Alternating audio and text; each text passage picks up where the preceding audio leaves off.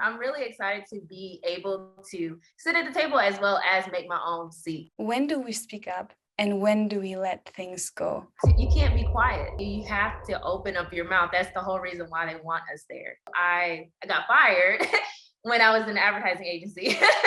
Until the age of 21, the doctor said that I was basically diagnosed. I was marked legally blind. We feel like we have a voice.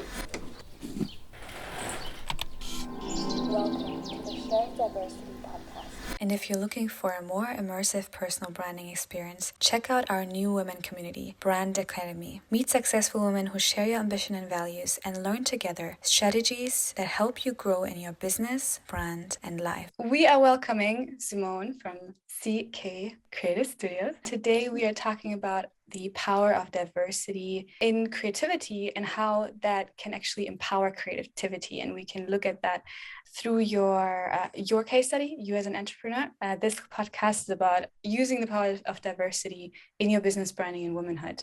How we always start this podcast is please introduce yourself in 30 seconds. Okay, my name is Simone Key, and I am a graphic and web designer. I've been in business for about 6 years, and we have a diverse contractors as well as employees.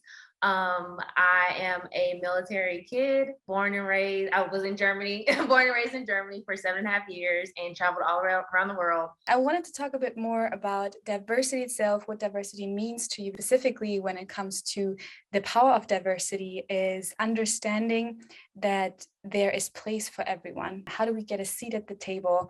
Should we build our own tables? When we want to join a table, specifically, working with companies, working with brands, how do we make sure that diversity is represented in front of the camera, behind the camera, in the boardroom, wherever we have contact points to people, to human beings, about how you implement that in your work and what the power of diversity means to you. Space where they can have a voice to speak. The people that work on my team, I always like to hear from them because we can be blindsided. And so whenever there's a project that needs, different eyes and perspectives, I always reach out to my team because I'm very diplomatic. I love to hear what my team says.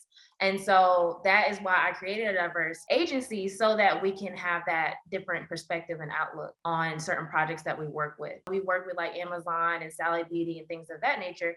We really like to work with them, especially the diversity and inclusion team, because we feel like we have a voice to sit there and tell them like, no, this is offensive, or yes, this is amazing. I'm really excited to be able to sit at the table as well as make my own seat at the table. We talked about when do we speak up and when do we let things go. We talked about the privilege of confidence and the privilege of being in a space where you can speak up and where you can say something, where you might be the first saying something or criticizing where that brand or that customer had a blind spot. You are a person that is underrepresented in a lot of spaces. So being there is on one side a privilege, but on the other side, it's also a huge emotional labor to keep educating people. You can't be quiet. You have to say what's on your mind. Or something doesn't sit right with you, you have to open up your mouth. That's the whole reason why they want us there. So we have to remember that and not be shy or quiet or scared or fearful of what they might think or say. We have to speak up. On this podcast, we talk about business, branding, and womanhood and how all these things all the three come together in our work. Branding, womanhood come together in your work and in your life. How would you see that for yourself? As you know, I have a space. I have a studio here in Dallas, and I love to bring women together, especially women or like minority-owned businesses, because we need that closeness in that community to build on top of each other and share knowledge with one another. That is a big part of my life and my business, is to be able to open up my space to share, specifically women and minorities, to show that we can, build this community together. And so it's kind of like bringing women together and having like a bestie during business and being able to just like talk about business, share like different knowledge. I always want to have that womanhood and being able to have a build on top of a community so we can share each other knowledge. Do you feel like you are creating these spaces because you didn't have them? Or is that the opposite? No, I actually created, I wanted to create a space where I didn't see it. And I wanted to have a physical building because so that we can meet and, discuss topics that we're afraid to talk about, around people or men or I don't know, in advertising agencies. When I was in the advertising agency, I didn't feel like I was wanted there or like my culture was different. And so I was like, you know what? I'm gonna build a space that we can feel comfortable. We can just be ourselves. And that's what this space is all about. I'm gonna create a sign that says no code switching, just be yourself. Can you tell us a bit more about why you wanted to become an entrepreneur? What did inspire you to start a business? Or who inspired you? So what inspired me to become a business owner, entrepreneur was my dad. When I was 16 years old, I saw how much freedom he had. Like he didn't have like, a regular 9 to 5 job and like he just had so much freedom. And when I was 16 years old, I remember him telling me to not let anyone tell you how much you're worth an hour. I want to have so much freedom like he does. I mean, obviously you're working, but it's just like you don't have to worry about someone bossing you around. I'm going to go into advertising agency and learn the ins and outs. But like, at least I was inside of the agency, just learning how to present to a client, how they talk to a client, how, how they do everything, not everything, but mostly everything. And so I was like, it was mainly preparing me. I'm going to get into the industry that represents, do advertising and it represents us well. Like, and so that's the main reason why I, went into advertising, graphic design, web design. I got fired when I was in the advertising agency. 3.5 years, I was in an advertising agency working for Fortune 500 companies as an art director. And yeah, I got fired and it hurt me. God was like, okay, it's your time now. And that's the whole thing. I built my business on faith and God. Because before I got fired, I actually prayed to God that morning and asked him, like, what do you want? I've been in business for 6 years. I've worked with Salad Beauty, City of Dallas, Amazon, Palo Alto, hopefully Adidas.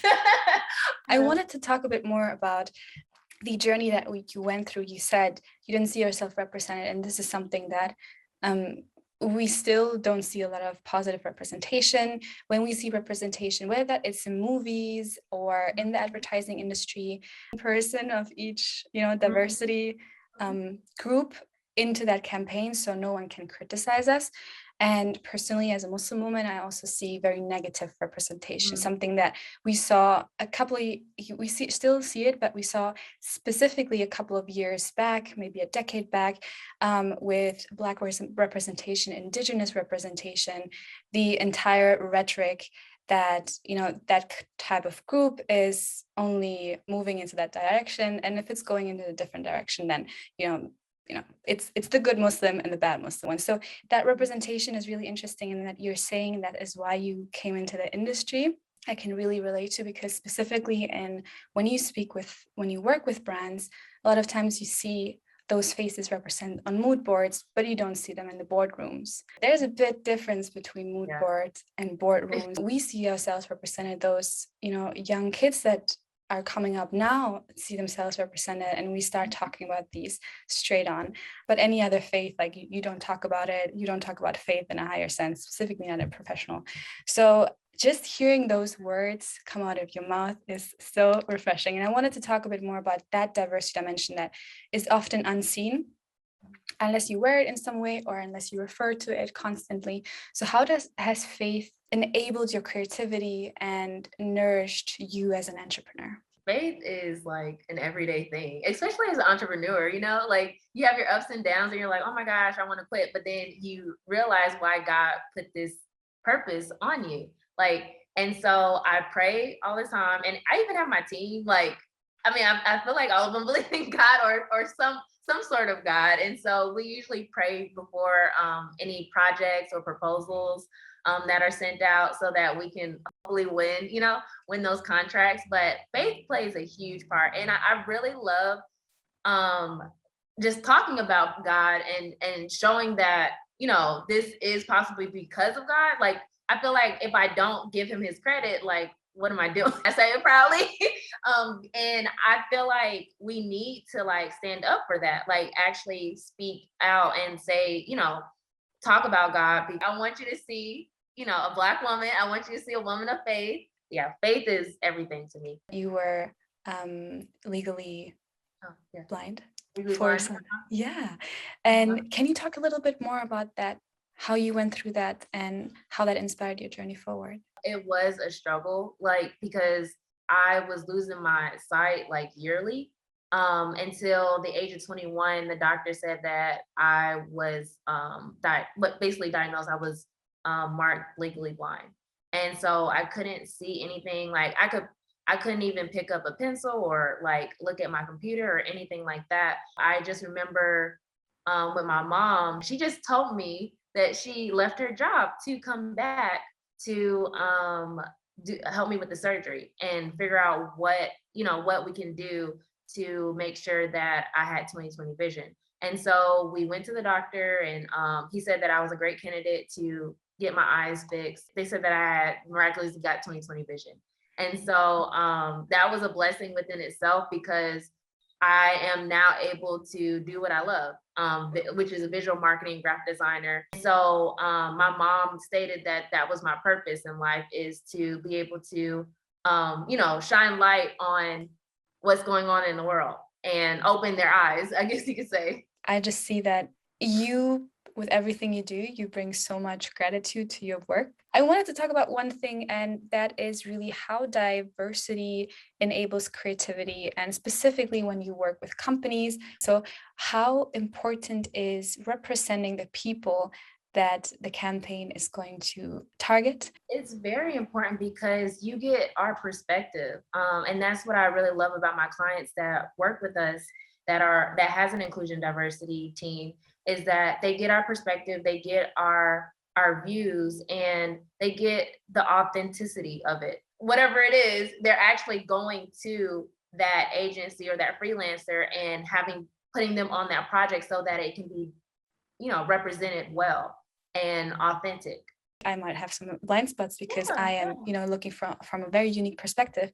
Created a campaign around, Muslim women and their work, athletes and how they dress modestly. Insights that came out of it was that the modest wear product would not only fit to Muslim women who wear the hijab, or Muslim women who wear modest wear and not wear the hijab, but also women in general who just have a more modest style, women with disabilities, women with skin conditions that they like to cover up, women who wear inclusive sizing and would like to, have more wider fit. This is an insight that only comes from the both quantity and quality of people, and that insight that comes from the community that you might not have thought of in the beginning. So bringing in communities is so beneficial, not only for the entire direction of a campaign or an ad, but also for your own development and understanding that you cannot represent your entire community. So can you walk us a bit through the process from idea to launching your creative studio? When I got fired, I actually had saved up $20,000 within 4 months. At the time, I was making $40,000. It was not adding up, like annually, salary wise. I was making $40,000 and I made $20,000 like freelancing within 4 months. So that's how I knew that I was ready to jump out and do business on my own. The main process is save up your money from your 9 to 5, as well as work on your side business. Like I said, when I had got fired, I actually moved into my mom, but I also want to offer additional services to my clients that have like more of a competitive advantage. Mm-hmm. And so I went back to school while starting my business and did web design. And so I was able to offer additional services. So after that, I went into a place called Boxer Property. It's a small suite, and it was like maybe $300 or $400. A lot of people thought I was spending like $3,000 or $4,000 because it was downtown, but and it was like that. But I always tell people it was a Boxer Property, and it was about $300 or $400 a month, and it was for entrepreneurs. A lot of people don't think about that because they're thinking about, okay, I got to build my business, I have to make money. But you have to think about, like, if you do pro bono work, that's how I got the city of Dallas. And I was able to work with like the city of Dallas for Martin Luther King parade. I think Oh, 3 things really important that you said. One is understand your financial situation. So yeah. are you ready? Are you ready? And at the same time, don't be shy to move back with your parents. It's totally fine. Also a blessing for them to take care of them for a while or Right? just be there. Always good. And I think this is something that not a lot of people talk about. And there's the working for free to get the credits part. And then there's working for free for the blessings part. Most people understand it, karma. It will always come back to you, right? And this is a relationship where we don't have to talk about money. So that stress is already out of the way. On a budget, totally fine. Get 300, 400. But it takes time, right? It takes a lot of time researching for those spaces that are really, Yeah. really, At cheaper first, I could and not good. believe it. I was like, what?